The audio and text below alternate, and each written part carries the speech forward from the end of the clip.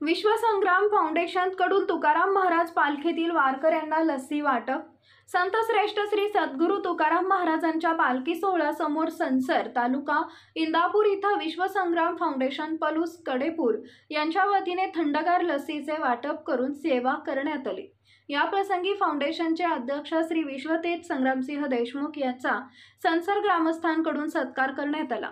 या प्रसंगी संसर विविध कार्यकारी सहकारी सह सोसायटीचे सदस्य व संसर ग्रामपंचायतीचे माजी उपसरपंच यजुबेंद्र सिंह निंबाळकर, भाग्यलक्ष्मी सराफचे सर्वेसर्वा जगदीश कांबळे, संसर ग्रामपंचायतचे माजी सदस्य शरद कांबळे, भागवत शेवगाव, शीतल घवले, काटकर, संजय शिंदे, रणजित राजे भोसले, सुखदेव पवार, उमेश क्षीरसागर यांची प्रमुख उपस्थिती होती।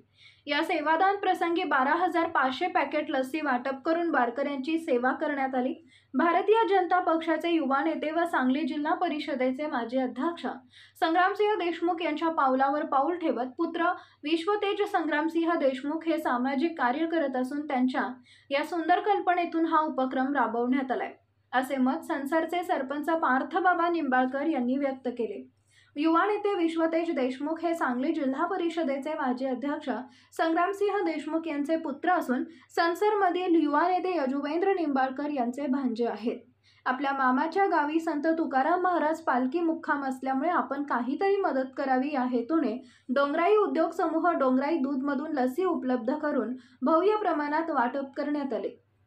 यावेळी संसर ग्रामपंचायत मार्फत सुद्धा युवा नेते विश्वतेज संग्रामसिंह देशमुख यांचा सरपंच पार्थबाबा निंबाळकर, युवा उद्योजक अक्षय निंबाळकर, सामाजिक कार्यकर्ते विजय भाग्यवंत यांनी उत्कृष्ट नियोजन केल्यामुळे आभार मानले। Power Marathi news network, Avdhoot Patil, Indapur. एकच नजर चौफेर खबर, पॉवर मराठी न्यूज।